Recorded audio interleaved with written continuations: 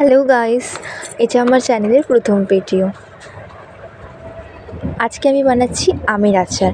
আমের আচার বানানোর জন্যে শুকনো লঙ্কা, সর্ষে, তেজপাতা, মেথি, জিরে, ধনে লাগবে।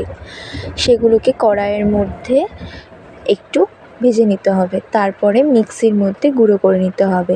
তোমরা যদি চাও এটাকে শিলনোড়াতেও বেটে নিতে পারো। তারপরে আমি একটা বয়মের মধ্যে সর্ষের তেল লাগিয়ে নিয়েছি। আমগুলোকে কিন্তু রোদে শুকাতে দিতে হবে। তারপরে এর মধ্যে যে মশলাটা বানিয়েছিলাম সেটাকে অ্যাড করতে হবে। তারপরে হলুদ দিতে হবে, নুন দিতে হবে, আর তারপর দিতে হবে তেল, সর্ষের তেল।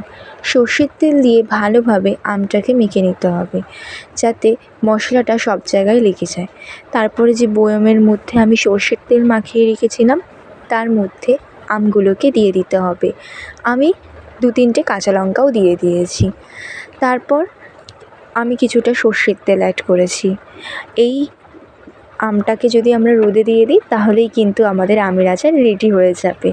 যদি তোমাদের ভিডিওটা ভালো লেগে থাকে তাহলে কিন্তু তোমরা চ্যানেলটাকে সাবস্ক্রাইব করে নিও, লাইক করে দিও, কমেন্ট করো, and thank you for watching this video.